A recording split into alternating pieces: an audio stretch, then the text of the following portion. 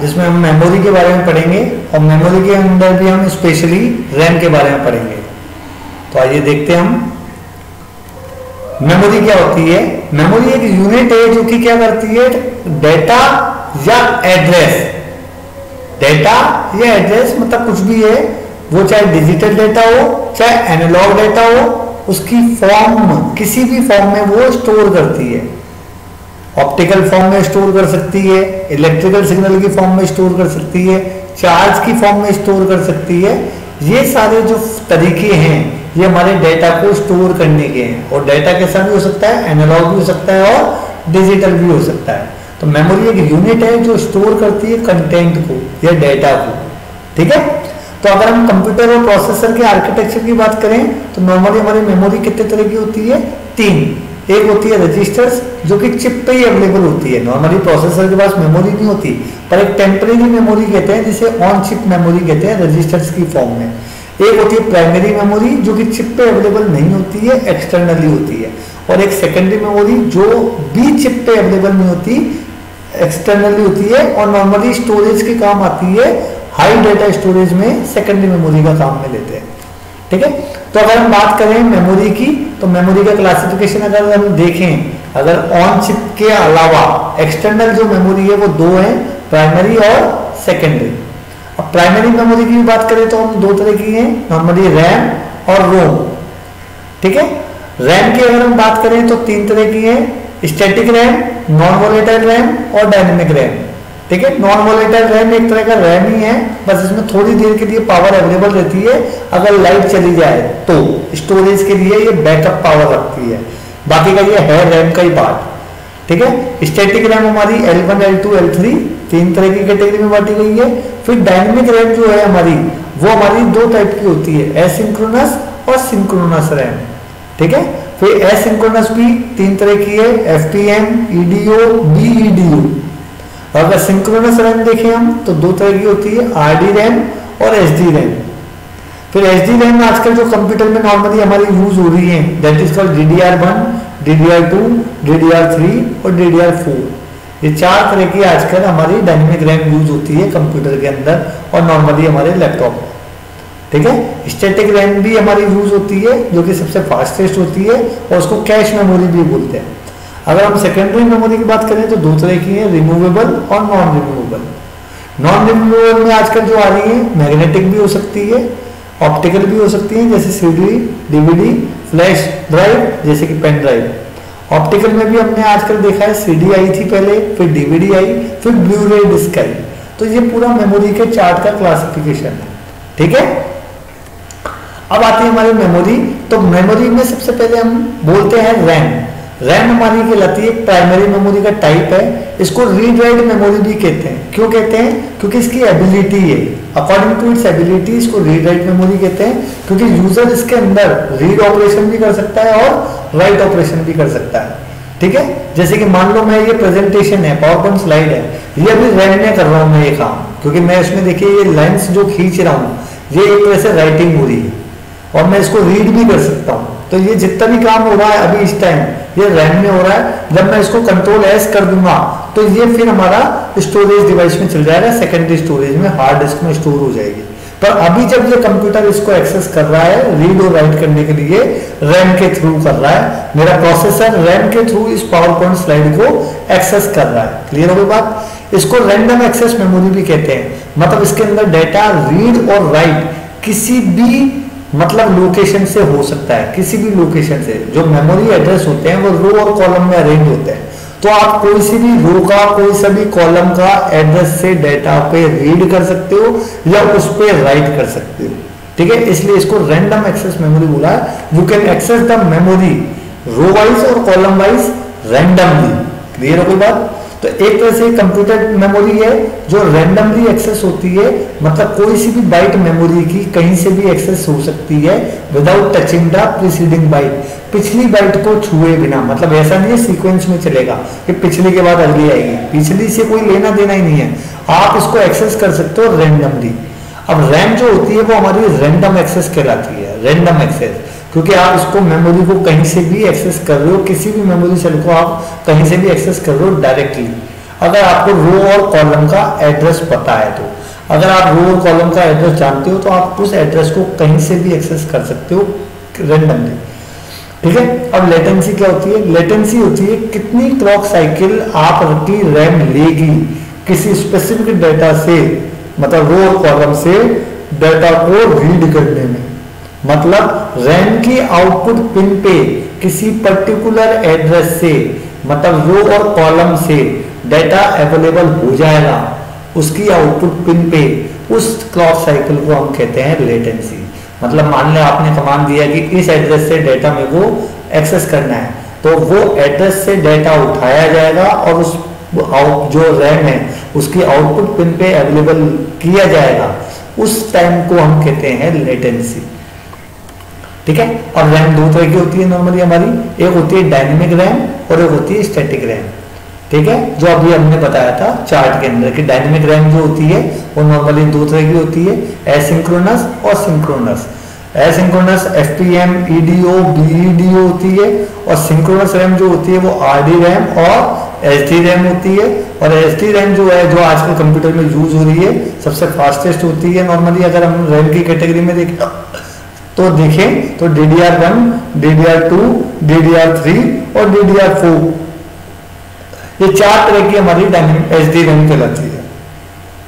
तो D RAM नाम बोल रहा है डायनेमिक रैम है, इसके अंदर जो डाटा स्टोर होता है वो मेमोरी सेल में होता है। और मेमोरी सेल क्या होता है? मेमोरी सेल होता है कंट्रोल होता है मेमोरी कंट्रोलर द्वारा, मतलब मेमोरी कंट्रोलर द्वारा मेमोरी सेल कंट्रोल होता है। अब यहाँ पे मेमोरी सेल कौन है? Pair of transistor and capacitor, MOSFET transistor और एक कैपेसिटर की तरह आपका एक मेमोरी सेल बनता है। और जो डाटा स्टोर होता है वो कैपेसिटर में स्टोर होता है, और कैपेसिटर को हमने बोला small leaky bucket. Small leaky bucket क्यों है? क्योंकि कैपेसिटर एक ऐसी बाल्टी है जिसके अंदर एक छेद हो रखा है, ये समझिए आप। एक कैपेसिटर एक ऐसी बाल्टी है जिसके अंदर छेद हो रखा है, और उस कैपेसिटर में चार्ज स्टोर होता है पानी के रूप में। मतलब पानी, ये बोल सकते हो पानी स्टोर हो रहा है बाल्टी में चार्ज के रूप में, ये बोल सकते हो आप कि कैपेसिटर एक बाल्टी है जिसके अंदर छेद हो रहा है। अब नॉर्मली अगर हम कैपेसिटर की बात करें तो कैपेसिटर स्टोर द चार्ज, बाल्टी की बात करें तो बाल्टी स्टोर द पानी। तो यहाँ पे चार्ज हमारा पानी के इक्विवेलेंट है, और जो कि वो छेद में से लीकेज हो रहा है, ठीक है। तो कैपेसिटर डिस्चार्ज हो जाता है कुछ टाइम बाद, जैसे कि बाल्टी खाली हो जाती है कुछ टाइम बाद अगर छेद हो रहा है, तो ऐसे ही कैपेसिटर डिस्चार्ज होता है कुछ टाइम बाद, इसलिए इसको रिफ्रेश या रिचार्ज करने की जरूरत होती है। तो डायनेमिक रैम को रिफ्रेशिंग और रिचार्ज की जरूरत है, ठीक है। तो मतलब अब यहाँ पे ट्रांजिस्टर भी होता है मेमोरी सेल में। ट्रांजिस्टर एक तरह से स्विच है और we can say control circuit है मेमोरी चिप पर, जो क्या करता है? कैपेसिटर को रीड करता है और उसकी स्टेट को चेंज करता है। कैपेसिटर को रीड करता है और उसकी स्टेट को चेंज करता है। अब जैसे मान लो आपको मेमोरी सेल में 1 स्टोर करना है, 1 का मतलब है आपने पूरी बाल्टी को इलेक्ट्रॉन से भर दिया, कैपेसिटर को इलेक्ट्रॉन से भर दिया। अगर आपको 0 स्टोर करना है तो उसको पूरा खाली कर दिया, ठीक है। तो कैपेसिटर के साथ प्रॉब्लम क्या थी कि ये लीकेज है, तो मतलब आपको वो पूरी बाल्टी कुछ सेकंड बाद खाली हो जाएगी। तो खाली ना हो उसके लिए क्या करता है? जो मेमोरी कंट्रोलर होता है या सीपीयू होता है उसको काम में आना पड़ता है, वो काम करता है। वो क्या करता है कि डिस्चार्ज होने से पहले कैपेसिटर को वापस रिचार्ज कर देता है। ये मेमोरी कंट्रोलर का काम है। मतलब यहाँ पे मेमोरी कंट्रोलर का रूल आ जाता है कि डाटा स्टोर आपने चार्ज की फॉर्म में कैपेसिटर में कर दिया, तो इसका मतलब ये नहीं आप निश्चिंत हो गए, वो कुछ देर बाद में डिस्चार्ज हो जाएगा कैपेसिटर, आपका डाटा चला जाएगा। तो कैपेसिटर को होल्ड करवाने के लिए मेमोरी कंट्रोलर उसको रिचार्ज करता रहता है, ठीक है। तो मेमोरी कंट्रोलर क्या करता है? मेमोरी कंट्रोलर इसके लिए क्या करता है? जैसे ही डाटा राइट होता है, मतलब डाटा स्टोर होता है कैपेसिटर के अंदर, मेमोरी कंट्रोलर जिस एड्रेस पे डाटा स्टोर हुआ है उसको रीड करता है, उस एड्रेस को, मेमोरी को, और उस पर डाटा को वापस राइट कर देता है। मतलब ये कहलाता है रिफ्रेशिंग। तो ये काम बार बार होता रहता है, 1 सेकंड में कम से कम हजारों बार होता है। आपने डाटा डाल दिया कैपेसिटर के अंदर, कैपेसिटर डिस्चार्ज होने की कोशिश करेगा, मेमोरी कंट्रोलर उस एड्रेस को रीड करेगा जहाँ पे डाटा स्टोर हुआ था और उसको वापस रिचार्ज करता रहेगा कैपेसिटर को। हजारों बार करता है 1 सेकंड के अंदर, ठीक है। डायनेमिक रैम जो होती है वो एसिंक्रोनस होती है। एसिंक्रोनस का मतलब है वो प्रोसेसर के साथ सिंक्रोनाइज नहीं करती हैं। मतलब प्रोसेसर को जब डाटा चाहिए वो रैम उसके साथ तालमेल बिठा के नहीं चलती, प्रोसेसर को डाटा चाहिए, सपोज करो प्रोसेसर बहुत तेजी से काम कर रहा है पर रैम तेजी से काम नहीं कर रही, तो रैम डाटा को धीरे धीरे देगी तो प्रोसेसर फिर सिंक्रोनाइज नहीं हो पाएगा। क्लियर है? जैसे दो आदमी हैं, एक प्रोसेसर है और एक रैम है, दोनों आदमी डांस कर रहे हैं। जो पहला आदमी है वो स्टेप्स को बिल्कुल सही कर रहा है गाने के हिसाब से, और जो दूसरा आदमी है वो तालमेल नहीं बिठा पा रहा प्रोसेसर के साथ, मतलब दूसरे आदमी के साथ। तो ये डायनेमिक रैम में एसिंक्रोनस में नॉर्मली ये प्रॉब्लम आ गई थी। तो होता क्या है, जब हम डाटा को ट्रांसफर करते हैं एक सेट ऑफ एड्रेस से दूसरे में तो कुछ डिले आ जाता है। ये एसिंक्रोनस रैम के साथ दिक्कत थी। क्यों दिक्कत हुई है? क्योंकि जब पहले एड्रेस से आप दूसरे एड्रेस पे डाटा आप ट्रांसफर कर रहे हो तो पहले एड्रेस को पहले रीड करो, फिर उसको क्लोज करो, फिर दूसरे एड्रेस को ओपन करो, फिर उस पर डाटा को ट्रांसफर करो। तो ये प्रोसेस थोड़ा डिले ले गया एसिंक्रोनस रैम में, जो कि नॉर्मल रैम कहलाती है, डायनेमिक रैम। अब हमने इस प्रॉब्लम को सॉल्व करने के लिए हमने डायनेमिक रैम में एचडी रैम इंट्रोड्यूस कर दी। एचडी रैम की खासियत क्या है? ये प्रोसेसर की क्लॉक की स्पीड के साथ सिंक्रोनाइज थी, प्रोसेसर की क्लॉक के साथ ये सिंक्रोनाइज थी, इसलिए एचडी रैम कहते हैं, सिंक्रोनस डायनेमिक रैम। ठीक है? इसकी infinite finite state machine, internal finite state machine होती है, मतलब ये पाइपलाइनिंग की तरह काम करता है। पाइपलाइनिंग का मतलब जानते हो, आप दूसरा काम कर रहे हो, मतलब पहला काम आपका हो रहा है, इतने में आपने दूसरे की तैयारी चालू कर दी, दूसरा काम होने वाला हुआ तो आपने तीसरे की तैयारी चालू कर दी। जैसे हम किसी इंस्ट्रक्शन की बात करते हैं, मान लो इंस्ट्रक्शन रैम में, मतलब रैम से उठाए जा रहे हैं, तो पहले आपने क्या करा, रैम से इंस्ट्रक्शन को फैच कर लिया, जब इंस्ट्रक्शन डिकोड हो रहा था तो आपने दूसरे को फैच कर लिया, और जब पहला वाला इंस्ट्रक्शन एग्जीक्यूट हो रहा था, दूसरा वाला डिकोड हो रहा था, तो तीसरे को फैच करना चालू कर दिया। मतलब कहने का मतलब ये है कि 3 इंस्ट्रक्शन थे, पहले वाला फैच हुआ, एक क्लॉक साइकिल हो गई, दूसरी साइकिल में आपको क्या करना था, पहले वाले को डिकोड करना था और दूसरे वाले को आपने फैच करना चालू कर दिया, मतलब एक साथ 2 काम कर रहे हो आप। और तीसरी में आपने क्या करा, पहले वाला एग्जीक्यूट होना था, दूसरा वाला डिकोड होना था और तीसरा वाला फैच होने की तैयारी में आ गया। तो यहाँ पर अगर हम देखें जो पिछले केस में हुआ था कि एक मेमोरी एड्रेस से दूसरे मेमोरी एड्रेस पे जब डाटा ट्रांसफर करने की बात आती है, तो यहाँ पे क्या होता है, पिछले वाले केस में तो क्या होता, पहले वाले को ओपन करो, रीड करो, फिर उसको बंद करो, फिर दूसरे वाले को ओपन करो, फिर उस पर कुछ राइट करो। तो ये काम एसिंक्रोनस रैम में हो रहा था। यहाँ पे ऐसा नहीं होगा, यहाँ पे क्या करेंगे, हम दोनों एड्रेस एक साथ ओपन करके रख लेंगे और डाटा को क्या करेंगे, हम अल्टरनेटली एक एड्रेस से दूसरे एड्रेस पे हम ट्रांसफर करते रहेंगे। ये काम होता है डायनेमिक एचडी रैम में। अब देखिए आपका कैसा आर्किटेक्चर होता है, ये देखिए, ये जो ये ट्रांजिस्टर है और ये कैपेसिटर है, इन दोनों को मिलकर मेमोरी सेल बोलते हैं, और ये है वर्ड लाइन जो कि एड्रेस बताती है। मतलब ये ट्रांजिस्टर एक तरह से स्विच का काम कर रहा है कि आने वाले एड्रेस पे हमको इस डाटा को पाथ देगा, ये आने वाले, ये जब एड्रेस इसको मिल जाएगा तो ये इसको ऑन हो जाएगा। मतलब एक तरह से ये बोलो, ये एक स्विच है, ये एक ट्रांजिस्टर जो है वो एक स्विच की तरह काम कर रहा है। डेटा यहाँ से आना चाह रहा है, डेटा तभी आ पाएगा और कैपेसिटर में जाएगा। ये देखिए, ये कैपेसिटर है आपका, कैपेसिटर में डेटा आपका तभी जा पाएगा। बिट लाइन का मतलब है data, bit by bit data आ रहा है, तो डाटा आ रहा है बिट की फॉर्म में, और यहाँ पे ये ट्रांजिस्टर है। इस ट्रांजिस्टर को जब सही एड्रेस मिल जाएगा, जिस एड्रेस पे आपको जाना है, तो उस एड्रेस के हिसाब से ये ट्रांजिस्टर क्या करेगा, क्लोज हो जाएगा। मतलब एक कंट्रोल सर्किट है ये, और फिर ये जो बिट आई है ये हमारे कैपेसिटर में स्टोर हो जाएगी इन दी फॉर्म ऑफ चार्ज। और जब हमारा 0 होना होगा तो ये कैपेसिटर खाली कर देगा वो, जब ये एड्रेस ओपन हो जाएगा, मतलब नॉर्मली खुल जाएगा।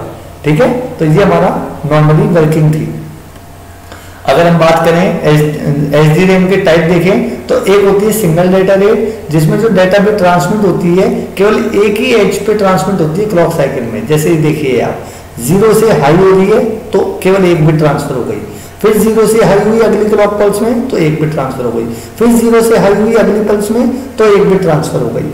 तब DDR का मतलब है डबल डाटा रेट। इसके अंदर जो डाटा ट्रांसफर होता है वो 0 से हाई होने में और हाई से लो होने में, मतलब एक क्लॉक साइकिल में 2 बिटें ट्रांसफर हो गई। इसलिए इसने कहा कि HDR के मुकाबले हमारी डाटा रेट डबल हो गई, तो इसको कहते हैं DDR, डबल डाटा रेट। और QDR में 4 बिटें ट्रांसफर होती है एक क्लॉक साइकिल में, 4 बिटें ट्रांसफर होती है एक क्लॉक साइकिल में।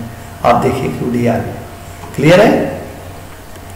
अब आपकी स्टैटिक रैम आती है। स्टैटिक रैम सबसे फास्टेस्ट मेमोरी होती है, फास्टेस्ट मेमोरी। हाँ, मैं आपको डीडीआर के बारे में बताने लग गया। डीडीआर जो हमारी होती है वो 4 तरह की है जो कंप्यूटर में लगी होती है, DDR1, DDR2, DDR3 और DDR4। और कट के हिसाब से हम डिसाइड करते हैं ये कौन सी मेमोरी है। जो रैम की चिप आती है जो मैंने आपको क्लास के अंदर दिखाई भी थी, कट कहाँ है, बीचों बीच है, बीच से थोड़ा लेफ्ट है, बीच से थोड़ा राइट है, ये हमारा कहाँ पर कट है उसके हिसाब से डीडीआर हमारी क्लासीफाई होती है पहचान के लिए। ठीक है, तो स्टैटिक रैम की बात करते हैं, ये हमारी सिस्टम मेमोरी होती है, मतलब सिस्टम के अंदर होती है चिप पे। नॉर्मली कैश मेमोरी है ये हमारी, कैश मेमोरी का मतलब फास्टेस्ट मेमोरी है ये हमारी। इसके अंदर जो डाटा स्टोर होता है वो फ्लिप फ्लॉप की फॉर्म में होता है। अब जब डाटा फ्लिप फ्लॉप की फॉर्म में स्टोर है तो मतलब रिफ्रेशिंग की जरूरत ही नहीं है। यहाँ पे डाटा स्टोर होता है फ्लिप फ्लॉप के रूप में। यहाँ मतलब मेमोरी सेल क्या होता है, मेमोरी सेल होता है ट्रांजिस्टर और फ्लिप फ्लॉप का mixture. Transistor plus flip flop का मिक्सचर क्या कहलाता है, हमारा पूरा मेमोरी सेल कहलाता है। ये देखिए आप, ठीक है, यहाँ पे ये फ्लिप फ्लॉप है। फ्लिप फ्लॉप का मतलब है बाइस्टेबल सर्किट। फ्लिप फ्लॉप का मतलब है बाइस्टेबल सर्किट। देखो, एक जो ट्रांजिस्टर होती है उसकी 2 स्टेट होती है, मैं आपको अच्छी तरह से समझा देता हूँ। यहाँ पे देखिए, ये देखिए आप डायग्राम को देखिएगा। एक ट्रांजिस्टर की नॉर्मली 2 स्टेट्स होती हैं, ये मैं आपको बता देता हूँ। ये ट्रांजिस्टर Q1 है और ये ट्रांजिस्टर Q2 है। ठीक है, जो मैं बना रहा हूँ, ये देखिए, राइट। अब ये देखिए, ये आपका Q1 है और ये आपका Q2 है। ठीक है, अब इस ट्रांजिस्टर का आउटपुट हमारा क्या होता है, ये देखिए। ट्रांजिस्टर का क्या करते हैं हम, इसका आउटपुट इसको दे देते हैं और इसका आउटपुट हम इसको दे देते हैं, तो ये कॉम्बिनेशन बन जाता है हमारा क्या, फ्लिप फ्लॉप। इसे कहते हैं bistable, bistable multi vibrator. Flip flop का दूसरा नाम क्या है, bistable multi vibrator. Bistable multi vibrator क्यों है वो मैं बताऊंगा। बाइस्टेबल मल्टी वाइब्रेटर, ठीक है। अब होता क्या है, देखिए, मल्टी वाइब्रेटर का मतलब है स्क्वायर वेव जनरेट करना। मल्टी वाइब्रेटर का मतलब है एक स्क्वायर वेव जनरेट करने वाली जो डिवाइस है वो हमारी मल्टी वाइब्रेटर है। अब मल्टी वाइब्रेटर की 2 स्टेट्स होती हैं। सपोज करो इस वाली स्टेट में नॉर्मली हमारा सपोज करो Q1 ऑन है, Q1 ऑन है और Q2 हमारा जो है वो ऑफ है। अच्छी बात है। अगली स्टेट में हमने क्या करा, Q1 को ऑफ कर दिया और Q2 को ऑन कर दिया, तो ये हमारी स्टेट 2 है। ठीक है, अब ट्रांजिस्टर क्या करेगा, Q1 ऑन हुआ, फिर अगले में ऑफ हो गया, फिर ऑन हो जाएगा, फिर ऑफ हो जाएगा। तो इस तरीके से हमारी हाई लो पल्स मिलती रहेगी। अब बात ये आती है, ये जो 2 स्टेट हैं ये किस तरह की हैं। अगर ये एस्टेबल मल्टी वाइब्रेटर है तो ये दोनों स्टेट हमारी क्या है, लेस टाइम के लिए स्टेबल रहेंगी। लेस टाइम के लिए स्टेबल रहेंगी मतलब आपका जो पहला स्टेट है वो ऑटोमेटिकली दूसरी स्टेट में चला जाएगा और दूसरी से पहली में कुछ टाइम बाद में आ जाएगा। ऐसे मल्टी वाइब्रेटर को कहते हैं एस्टेबल। एक आता है मोनोस्टेबल। मोनोस्टेबल में क्या होता है, इसको हम वन शॉट भी कहते हैं कि पहली स्टेट है, पहली स्टेट से दूसरी जाने में या दूसरी से पहली जाने में, दोनों में से किसी में एक में बोल रहा हूं मैं, पहली से दूसरी में जाने में या दूसरी से पहले आने में आपको एक पल्स लगाने की जरूरत है, एक्सटर्नल शॉट लगाने की जरूरत है, तब जाके वो स्टेट को चेंज करेगा। ठीक है, पर जब अगली स्टेट आएगी तो वो ऑटोमेटिकली आ जाएगी। बात समझ में आ गई है नहीं? जैसे मान लो पहली में था तो पहली से दूसरी में ले जाने के लिए आपने ट्रिगर कर दिया, उसे शॉट लगा दिया, और दूसरी से पहली आने में उसको कोई ट्रिगर करने की जरूरत नहीं है, वो ऑटोमेटिकली आ जाएगा। तो यहाँ पे एक आपको पल्स लगाने की जरूरत पड़ी, इसलिए इसे कहते हैं मोनोस्टेबल, क्योंकि एक स्टेट स्टेबल थी, परमानेंट थी, जब तक कोई एक्सटर्नल शॉट नहीं लगे, एक्सटर्नल ट्रिगरिंग नहीं हुए, तब तक एक स्टेट हमारी स्टेबल थी। एक होता है बाइस्टेबल। बाइस्टेबल का मतलब है इसमें दोनों स्टेट हमारी क्या है, 2 स्टेट्स हमारी स्टेबल है, मतलब आपको एक से दूसरी में और दूसरी से पहली लाने में एक्सटर्नल इनपुट की जरूरत है। तो बाइस्टेबल में यहाँ पे आप देखे होंगे, आपने जितने भी फ्लिप फ्लॉप पढ़े थे RS JK, इन सबके 2 इनपुट होते थे। 2 इनपुट का मतलब है स्टेट को चेंज करने के लिए हम इनपुट अप्लाई करते थे। अगर आप इनपुट अप्लाई नहीं करोगे तो वो क्या करता है, केवल पिछली वाली स्टेट को ही स्टोर करके बैठ जाता है, और ये फ्लिप फ्लॉप का काम है। फ्लिप फ्लॉप क्या करता है, फ्लिप फ्लॉप स्टोर। तो फ्लिप फ्लॉप क्या करता है, flip flop is bistable circuit. Flip flop क्या है हमारा, बाइस्टेबल सर्किट है एक तो, और दूसरा इट स्टोर क्या करता है, 1 बिट को स्टोर करता है। और रैम जो बनी होती है हमारी, कौन सी रैम, स्टैटिक रैम, वो हमारी इसी से बनी हुई है, फ्लिप फ्लॉप से, जिसके अंदर क्या होता है, जैसे जैसे इनपुट चेंज होगा स्टेट चेंज हो जाएगी, इनपुट चेंज नहीं होगा पिछली स्टेट इसमें स्टोर रहेगी। यही हमारा कहलाता है स्टैटिक रैम के बारे में। स्टैटिक रैम डी रैम से ज़्यादा फास्टर है, क्योंकि हाँ पर दोनों रैम में वोलेटाइल है, ध्यान रखना दोनों रैम वोलेटाइल है, क्योंकि अगर आपकी पावर ऑफ हो गई तो चाहे फ्लिप फ्लॉप हो चाहे कैपेसिटर हो आपका डेटा उड़ जाना है, ये वोलेटाइल है। ठीक है, अब अगला आता है हमारा स्टैटिक रैम के फायदे क्या हैं। स्टैटिक रैम के हमारे जो फायदे हैं वो नॉर्मली देखेंगे आप। स्टैटिक रैम के एडवांटेज में सिंप्लिसिटी है एक तो ये, और दूसरा आपका ये इसकी परफॉर्मेंस जो है वो बहुत अच्छी है, रिलायबिलिटी है, पावर कंजप्शन इसका लो है। सिंप्लिसिटी क्यों है इसकी, क्योंकि इसके अंदर कोई रिफ्रेशिंग की जरूरत नहीं होती है। डिसएडवांटेज इसकी कीमत ज़्यादा है, इसकी डेंसिटी बहुत कम है, क्योंकि ये बहुत कम साइज में मिलती है। नॉर्मली 16 MB 15 MB ऐसे स्टैटिक रैम होती है जिसे कैश मेमोरी कहते हैं, जबकि डायनेमिक रैम जो होती है वो 2 GB 4 GB 8 GB 16 GB में आ गई है, और इसके पावर कंजप्शन जो है वो बहुत ही हाई है नॉर्मली। ठीक है, पर इसकी जो पावर कंजप्शन हाई है पर इसकी कैपेसिटी अच्छी है। मतलब कैपेसिटी का मतलब है इसकी वर्किंग अच्छी है। कैपेसिटी यहाँ पे ये मत समझना कि डेटा स्टोरेज तो बहुत कम करती है, ये डेंसिटी इसकी बहुत कम है। डेटा स्टोरेज का 16 MB या 20 MB ऐसे ही होता है। ठीक है, अब मेमोरी रैम और स्टोरेज में क्या अंतर है, बहुत से लोग हैं कंफ्यूज हो जाते हैं क्या होती है मेमोरी क्या होता है स्टोरेज। ठीक है, क्योंकि दोनों की यूनिट जो है वो मेगाबाइट गीगाबाइट और टेराबाइट में होती है। तो मेमोरी को हम नॉर्मली बोलते हैं रैम। रैम हमारी मेमोरी कहलाती है। जब कोई भी कंप्यूटिंग सिस्टम डाटा को स्टोर करता है तो वो उसको यूज करना चाहता है। तो स्टोरेज जो हम बात करते हैं, जैसे मान लो क्लाउड पे स्टोर कर रहे हो आप, हार्ड डिस्क में डाटा स्टोर कर रहे हो, तो आप स्टोरेज को वहां यूज करते हो जहां पर आपको डाटा कहीं बाद में यूज करने की जरूरत है, आप उसको बाद में एक्सेस करना चाहते हो, उस चीज को हम कहते हैं स्टोरेज। जबकि कंप्यूटिंग सिस्टम क्या करते हैं, डाटा को रैम से लेते हैं। पर रैम के साथ खासियत क्या है, ये बाद में एक्सेस होने वाली चीज नहीं है। मतलब मेमोरी बाद में एक्सेस होने वाली चीज नहीं है। मेमोरी को अगर हम बोले तो मेमोरी क्या है, रैम। मेमोरी क्या है, रैम, जो कि हमारे ड्यूरिंग कंप्यूटिंग हमारी जो डाटा हम मेमोरी से ले रहे हैं वो हमारी मेमोरी है कंप्यूटिंग के दौरान। पर स्टोरेज हम बाद में एक्सेस करने के लिए जो हम स्टोरेज करते हैं that is called storage. Clear हो गई बात या नहीं हुई? क्योंकि देखा होगा आपने नॉर्मली हम डॉक्यूमेंट लॉस कर देते हैं। ठीक है, जैसे कि पावर आउट हो गया, लॉस हो गया पावर का, या सिस्टम क्रैश हो गया तो आपका डाटा लॉस्ट हो जाता है। तो वो मेमोरी में स्टोर्ड है, वो कभी भी रिकवर नहीं किया जा सकता। ठीक है, स्टोरेज स्लो होता है और उसमें डाटा वापस रिटेन कर सकते हैं जब डिवाइस पावर हो जाए, क्योंकि आपने स्टोरेज करा हुआ है तो उसको बाद में एक्सेस कर सकते हो। तो स्टोरेज इज नॉन वोलेटाइल और कैन बी एक्सेस लेटर, पर रैम इज वोलेटाइल और it is a part of the memory, but it में डाटा इज रिट्रीव। डाटा को कब रिट्रीव कर रहे हो, जब कंप्यूटेशन कर रहे हो, बाद के लिए नहीं कर रहे हो आप काम। ठीक है, मेमोरी में। ठीक है, और ध्यान रखिएगा आजकल कुछ ऐसे सॉफ्टवेयर आ गए हैं, देखिए होगा आपने स्टोरेज में रैम को नॉर्मली कोई जल्दी से रिकवर नहीं कर सकता डाटा, पर हमारा जो स्टोरेज वाला पार्ट होता है उसका डाटा आजकल सॉफ्टवेयर रिकवर कर देते हैं, चाहे फॉर्मेट मार दिया हो आपने। ठीक है, थैंक यू।